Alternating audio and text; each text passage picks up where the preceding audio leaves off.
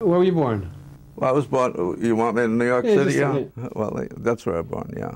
And I was raised there. It was during the Depression. Were your parents, where were they born? They were born in Italy. And so they came over when? Oh, they came over. I had an older brother. They came over about 4 or 5 years before I, was born. My brother and sisters were born there, see, so. And what did your father do for a living? Oh, he was a plain laborer, In those days, you couldn't get jobs. There was WPA, bread lines, all that sort of thing. How did you start drawing? When I went to junior high school, anyone knew that I'd draw. The teachers that were the art teachers would push me. In one class at junior high, they had me and another student do a 4x8 mural. And he did one side and I did the other side, and they had it published in the Herald New York World then. It was gone, but they had a big page spread on both these murals, you see. And I was only about 14.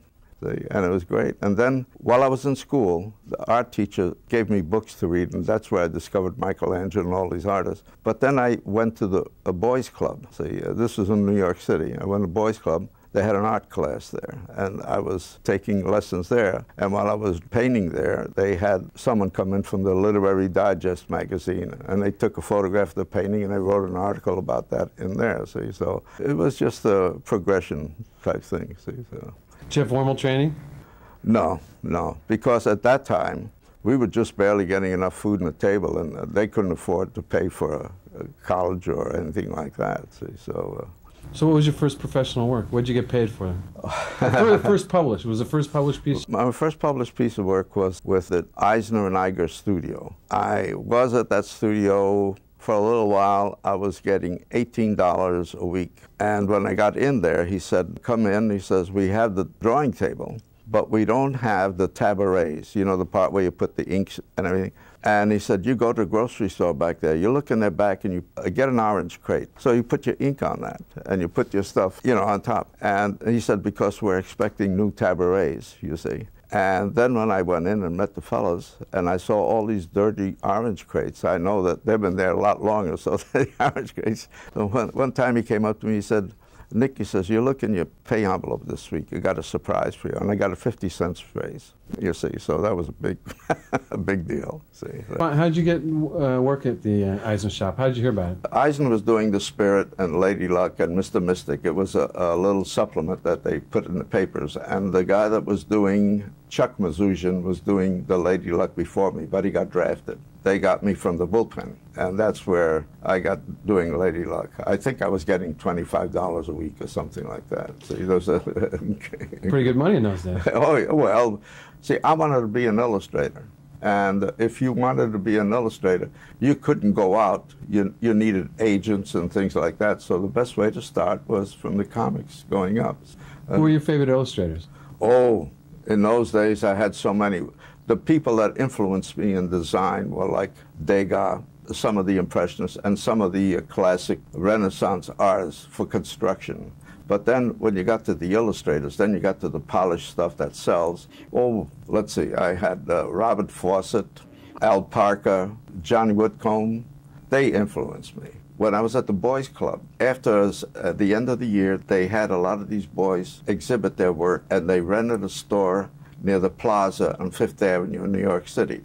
I was sitting in a window with another artist with my back toward the window, and we were sketching from the models, some debutantes that were posing, see. Who was standing in back of me was Gary Cooper watching. And he looked at me and winked. I found out later on that he was a cartoonist. He liked to do cartooning, see. So anyway, the debutantes spotted him, and he took off. The models got off the stand, and they took off after him, see. And, well, years went by, and I was at the Eiger studio. And as I was coming in from lunch, who was waiting for the elevator but Gary Cooper? And I said, I don't know if you remember me. I was an artist. I was drawing on 50. He said, oh, I remember. You were the kid in the window, see? And he remembered. And so we were chatting, and he said, write to me. And just then the elevator doors opened, and the girls and a couple of guys from the Eiger studio, because I was a kid then, Eiger had a way of parading some beautiful models or something inside. And they always ignored me. When the door opened and Gary Cooper shook my hand, he said, be in touch. I just floated. And that was a moment because nobody ever rubbed off on me like that. You know. Did you ever keep up with him? Did you ever get? No, I never did write. My family used to get after me for writing, you know, but I'm sorry I didn't because he was a hella nice guy. And I know he went in Chicago or somewhere around there to learn cartooning or art drawing. See. That's while I was doing the Lady Luck strip. How long did you work at the Iger shop before you ended up doing the Lady Luck strip? I don't know, maybe a year or so. You were working for the Eisner shop before you went in the service? No, after Eisner, I went to work for Fiction House. And I did a feature called Camilla and a few of these other things. When you were at Fiction House, did you meet some of the other artists that were working there? I can't think of the ones off the bat. Did you see many of those guys socially, or did you just do your work and go home and that was it? Yeah, that was it. We went home because they scattered all. One may live out in Long Island, one may live in Brooklyn, and you see. So I was in Manhattan, so we all went out different directions. No, we didn't socialize too much. I got drafted. And I went to the 66th Division, which was in Florida. I went through all basic training. They had a competition to see who can draw an emblem for their division. And I won out, and I did a panther. I don't know if you ever saw a panther division. Well, I did that for them. And then, while I was in the infantry, I did some drawings for the club, officers' clubs. And after a while, what happened was that the general, they have so many divisions in the Corps. Well, the big cheese general came down. He saw the drawings. He says, I want him. So they wanted to transfer me to Texas. Meantime, I had been doing portraits of the general, you know, in charcoal and stuff like that. And he said, well, we can't send you as a first-class private. He says, we'll get a rating. They found out what rating was open. So the rating that was open was in the motor pool. So then when they sent me to Texas, I got there. All these people were packing to go to the Pacific. And the guy looked at me and says, who are you? I says, I was sent for. He says, well, what do you do? I says, well, I'm an artist. He says, well, we don't need any artists. He says, could you do lettering on a duffel bag or something? I said, I don't know anything about lettering. They said, oh, you're in the motor pool. And they assigned me to a tank. I said, I don't even know how to drive a truck. He says, don't worry, we'll teach you. So if you ever see any buildings in Europe that had their corners torn off, that was my driving, you see. When did you get out of service? Between 45 and 46, around there. Service, I decided to do some illustration. See, I did a lot of army sketches. I have those, you know, and some paintings. But then I started doing magazine covers in color, full color. And while I was doing that, I was making samples. The money wasn't coming in, so someone asked me to do the Tarzan daily strip. Bern Hogarth called me and said, would you work? So I worked on that for a year, on Tarzan daily strips. And then there was another strip called Casey Ruggles, and I worked on that. That guy was a fine artist, but his work was like Alex Raymond. Warren Tufts. Yeah, Warren Tufts. He was great. I did that for, I don't know how many weeks. I don't know if it's a week, a couple of weeks. Did you get a kick out of doing a daily strip? When a guy was doing comics, a daily strip was, that was a step, you know, there's Kniff and there's Alex Raymond. You're getting me from comics. That was great. And the pay was a little better. You see, it was interesting. I wouldn't have minded doing it, but some of them do it, and it just gets to be a bore after a while. You know, you have to do it day in and day out. Did you feel restrained by either the deadlines or the format? Well, the formats was very simple. In a daily, you had the first panel is usually a recap of like a soap opera, is what happened the last chapter, and then the last two. And they stayed pretty much the same, you know. The only liberty I had, they gave me the script, and I interpreted. I followed, say, if someone was going to shoot somebody or as an ambush, I would visualize it the way I wanted it, not the, you know, that sort of thing. I went to D.C., you know, and I did some advertising, and I started on Gangbusters. Who were the editors you worked for at D.C.? The first one I worked for was Murray Boltinoff. With him, I did most of the work. Congo Bill, Tomahawk, Daniel Boone. I did a lot of romance stories. There was some of the good work in that romance stories. Well, those are the main things I did until they came along with Aquaman. And I started the whole series, like book 1 and 2. The others were specialties that they showed, showcase or something like that. And then from there, I went to Teen Titans. After Teen Titans, they got the idea for Batlash. Batlash I enjoyed. My work changed toward the end of Aquaman. It got a lot looser. While I was doing Aquaman, I was also doing Teen Titans, so I think they were bi-monthlies, I'm not sure.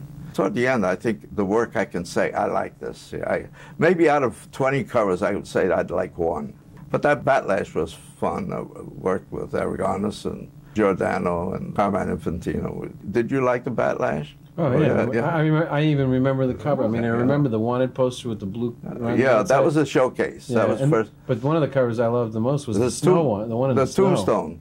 Yeah, that was yeah. Well, that's the story I wrote. That was the one where this little girl gets shot. I like that. But some felt that I put too much humor in it. From what I read in the articles, I didn't know this at the time, but I think the suggestion was that to have it straight and keep the humor in the dialogue. But I've heard no complaints. Everybody liked it so far, so apparently I must have done something right. I mean, you said you wrote the Batlash story. Did you write many of the stories that you worked on? No, that was the only one. I tried to make him a rugged, old-time Ronald Coleman type. Not look like him, but a cowboy with the smooth talk with the ladies, you know, and this little kid, just when he gets to the point where he's going to kiss the girl, this little kid comes up and says, "Daddy," and this girl says, "You didn't tell me you were married," and smacks him on the head and goes off, you know.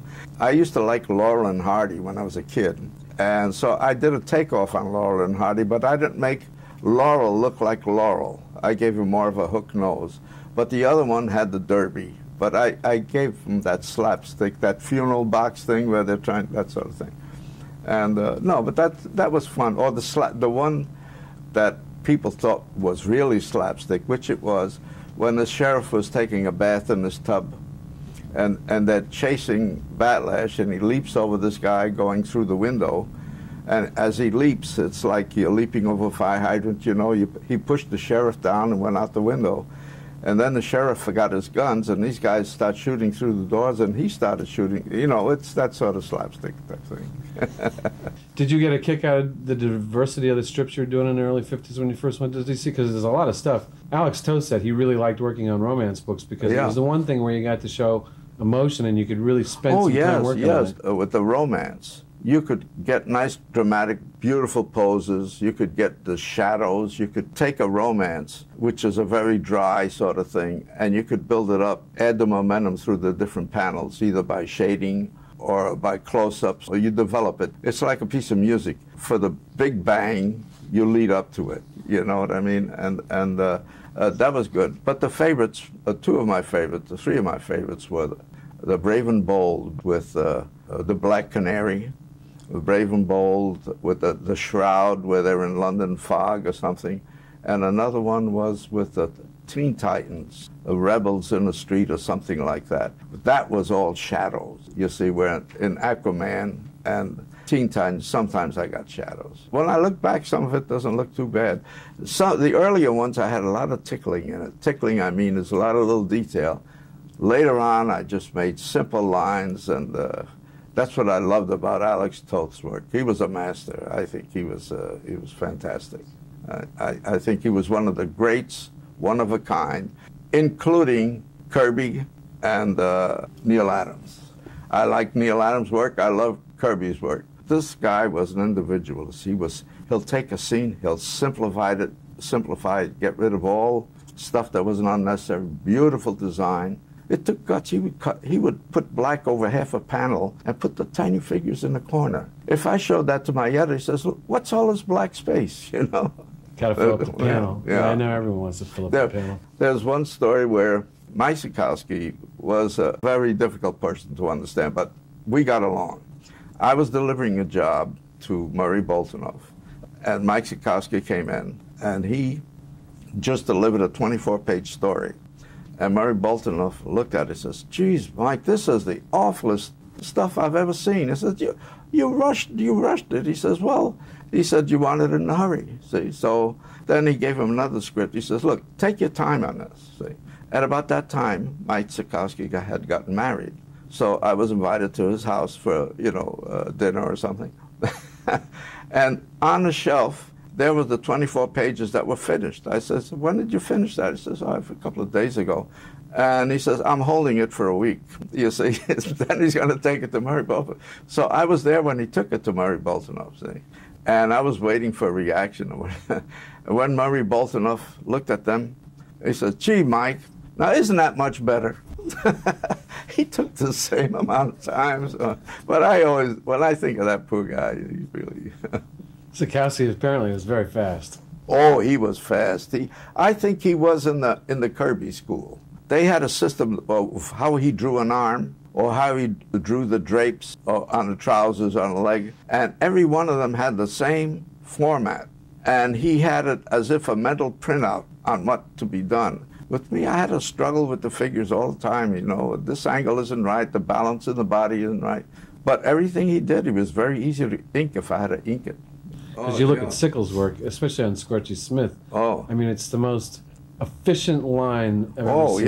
Yeah. Well, I'll tell you, I knew Noel Sickles. His early work didn't influence me that much. His later work, the thing that he did for Reader's Digest, the little things with magic markers, he had a feeling of line that I used instead of a lot of shadows. In Batlash, you see a lot of thick and thin lines, you know. And I figured I'd try it. It depends. If there were shadows, I made shadows. But no, he was great. A lot of the new artists, I don't mean to tear them down, they're very competent, you see, and they're good artists. But we used to have a form of design, and these fellows have a form of design. Now, say, for example, you have a figure here in front.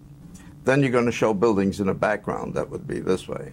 A lot of them, what they do, anything that's in the background, they usually give their blacks in the background the same value as the ones in front. It doesn't fall back. You see what I mean? It comes close, or they have a shadow. A shadow would run into another shadow. Therefore, on some of them, you have to look for the drawing, even though it's beautifully done. It doesn't have the simplicity of the design like a Toth would do it, or a Degas would do it. The form is there, you see. And that disturbs me because they have so much talent. It's just one or two little things that the illustrators used to say, give a lot of air around the figures, or make sure there's a depth. Things in design, it's like, I don't know if you're familiar with Beethoven music or anything like that. They have a soft movement, they have a loud movement, then they have the wind-up. But everything is built. If it have a three-note thing, that three-note would be repeated throughout. When things go too scattered, you can't concentrate on a story, because basically what it is telling a story. And you're a movie director, and you're trying to put your pictures in their minds. You don't want it to be a series of single illustrations. You want it to be a story that follows. You see, and that's the basic thing. It's interesting you say that, because, you know, particularly the Italian filmmakers use color and tone and light to help tell the dramatic end of the story. Yeah. Did you ever get to influence coloring at all in any of your books? No, I didn't, because there's a lot of them I would have liked to. Oh, incidentally, this guy, Alan Rene, was a fan of mine. He came up to see me, and Fellini. He's the only guy I ever saw that looked exactly like me. I figured, God, there can't be two of us on the same planet. No, it's nice, because I got to doing storyboards later on, see, for advertising. And a couple of the editors you worked for, did you work for Julia Schwartz at all? Yeah, I did some work with Julie Schwartz on Superman, I think. I never drew the Superman in the book, I just mainly the covers. But the covers were pretty much controlled by Carmine Infantino. But Carmine loved my work so much that he gave me free rein to design. That's why the Aquaman covers toward the end were different, where I'd have the logo on the bottom. We'd have the stalagmites, you know, and he's standing on that. And in the old days, you can do that. See, so things changed a lot, like when Carmine came in as publisher. Yeah, I had a lot more freedom. In fact, Julie tells us a story. He said, the thing I remember about you is that you had delivered a cover. It was in my office, and Carmine was there. Carmine says, Nick, this isn't the cover I designed. And I supposedly said, this is a better cover. And Carmine said, you're fired. And so then, whatever happened, I went outside or something. Then Julie Schwartz says, Carmine, who are you going to get to do your covers now? He says, all right, call Nick back. But Carmine and I always got along fine. But, I mean, did you have any interaction with any of the kind of... the other comic artists? Yeah. I mean, did you, well, you mean like work social? Basically freelance from Yeah, I was always freelance. And the only way I met the fellows was if we happened to cross paths while we were delivering jobs. And that's the way I talked to Toth, with Cubit, and all the other fellows, you know, and that's how we got to know each other. But some of them socialized. I think Cubit knew Carmine, and a few of the groups, they went together, you know. No, I didn't. I just went in, did my job, came back. I looked at their work, but there wasn't any comic people that influenced me. It was mainly the art directors that influenced me from the movies. Remember that movie, And Then There Were None, where they got on a boat and one scarf blows, the smoke blows, and he had a beautiful way of leading people into the story, through the characters, into the stories. That was my meat. And if I wanted any polish in my drawing, I would look toward the illustrators, not the cartoonists, you see. Did you ever see any of the stuff that you actually did storyboards for materialize as a commercial or as a... Oh, I worked for several companies, and I did one for Match Belly. I did one series of drawings that made me feel like a vivisectionist. It was an animatic type thing where they take the camera and they take one shot and they move the picture up and they take another shot. So I had to do Lily Tomlin and one for Peter Sellers. Lily Tomlin was supposed to be the little girl part. You remember that scene? She always had to play. I had to draw a face and two sets of eyes, one open and one closed, two different mouths that were separate. One was smiling, one was ready to eat a chip, and another one where the chip goes in. Then I had to have two arms, one coming up with the potato chip where they do it. If I sneezed while I was drawing, those pieces would have gone all. I had all these cut out pieces on a piece of paper, and I handed something, and that was nerve-wracking. Did you play with paper dolls when you were a kid? Jesus, that's what worried me when I was doing this here. Yeah, where'd that arm go? You know, you look at papers. You know. So do you paint now? Oh yeah, I did some Western paintings that were in a gallery in Texas for a while. They were about 24 by 36, and they were a Western scene where this soldier is fighting with an Indian and they're going off a cliff. But I went to West Point. I got all the reference on the costumes, on the Indians, things. My paintings were as good as, or better than some of the old ones, you see. The only thing, I was a newcomer. Do you think that you've learned more about story than you would have if you had been a fine artist? Well, it's a complete different field. Fine artist is concentrating on one picture. This is a concentration of 24 pages, and you had to spread that picture so it makes a general theme of what you're doing. So you have a lot of pictures. You know, in a symphony, you have movements. First movement, second movement. This has 24 movements. You have pages, you know. And sometimes, in those days, when I started, they were restricted to 6 panels on a page, square. Then later on, somebody stuck a foot out of a frame. Then later on, they put the whole foot out, you know. And then they started stretching the frames. They tilted them. They spread them across 2 pages, you see. Then they started getting a little more liberal. Are there any characters or stories that you would have liked to have done that you hadn't done? I did Daniel Boone. I got satisfaction of the backgrounds and the scenery and the costumes. I always did a lot of research. And that was one genre. You'd like to do that for a little while, but then enough's enough. And then I'd like to do Aquaman, but that was too much after a while, you know. Then the Teen Titans was one. First of all, I didn't care too much. I'm committing sacrilege, but I never cared too much for men in long underwear, you know, the costumes were, I liked straight illustration. That's why I like the Brave and Bold, because I could get Black Canary and a beautiful girl in a dress without a costume, and have a good-looking guy, Batman, before he's in his costume, and you could have nice shadows, and that was illustrating. Because that led me to my goal, you see. And that's when I got into illustration. That's a different story, if you want. Well, Teen Titans, too, you gotta remember all the costumes. Oh, yeah. Oh, that was a lot of costume. Even now, after I stayed away from comics for about 20 years. Then when I came back and somebody said, could you draw Mira? I says, I don't know what the costume looks like. I have to get, even now when I'm out there, I'm drawing something, I have to get the costume to see if I do it right, you know. You come back to it, and there are all these people in the convention. I mean, it's like, what do you think of this world? Well, you know, the funny thing is, I was looking as comics as a stepping stone to going into illustration. Then when I did go into illustration, well, it was all right, but the people that remembered me were the one from comics. And I was saying, well, this is a step up the ladder. This is more, you know, art. And I started just pushing away from comics. But then I found out my real friends were in the comic See? So I did it about face, you know. Could have been a timing thing. Oh, yeah. The golden age of illustration really was in the 20s, 30s. And oh, yeah, 40s. yeah.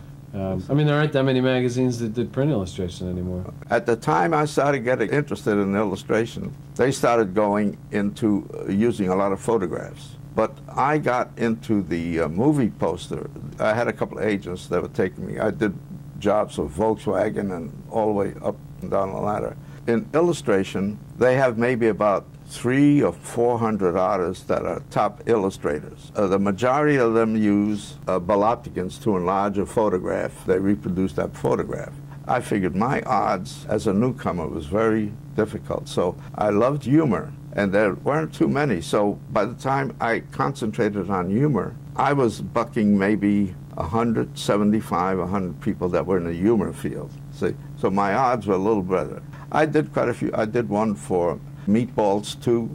My first movie poster was called The Street Fighter, and it was a karate thing. I did a lot of work on that, but it was a lot of violent stuff. But then the guy says, we want to show some blood. I said, I never showed blood. I fought like mad because in the movie, this guy, the hero, actually tears a guy's throat right out. You see, I'm not going to show that, you know. But then I did put a little trickle of blood. Then they had a write-up in some artist magazine about the violence, and they showed that painting. During the 20 years that you were not involved with the comic book business, you think to yourself, oh, you know, this illustration's for the birds, I'm going to go back to comics? Oh, no, I tell you, because each illustration was a different assignment. The others had repetition. There I felt I'm starting like I did with comics. Now that I'm working illustration, I'm trying to improve it. And there were a lot of good guys out there, Jesus. But when I did the thing for Big Bertha, I met the girl that was the actual model for this. She was on 57th Street in New York City. I walked by and I said, oh, Kitty, I know you. She said, who are you? I said, I did the poster for she says, that's the best part of the whole movie. And I said, I want you to know that I didn't get paid for it yet. And she says, I want you to know we didn't get paid for it yet, the actors, you see. So then when I did another job for New Line, they owed me over $900 that they didn't pay. So I took them to small claims court. Finally, they started giving me money. Then they came along, they said, we want you to do the Bad News Bears. And I figured, oh, this is another one of these jobs, you know. And I said no. Then I found out Jack Davis did it, and I think he was getting about $5,000 for it. The way they used to do it in the movie posters was that they get 3 artists that are humorous artists, or 1 or 2, and they get you to paint the whole thing. And they'll pay you, say, it varies according to the artist. If Bob Peak did it, it would be $30, you know, something. And if they select yours, then they would double the price, and you get that.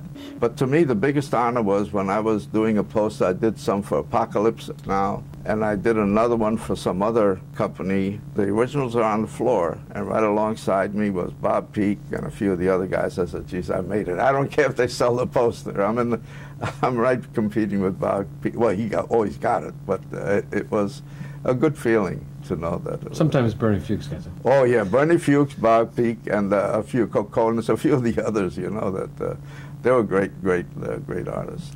You enjoyed everything that you've done in the business? Oh, yeah.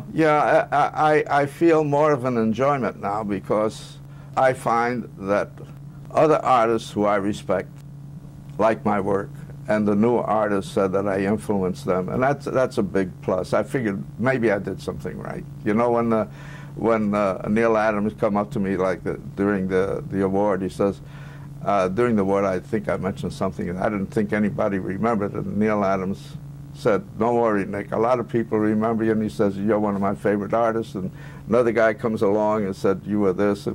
And like Charlie Vest came up and said, you know, so you get people that you respect that say that they like your work. That's a reward enough, you know. So that made me feel good.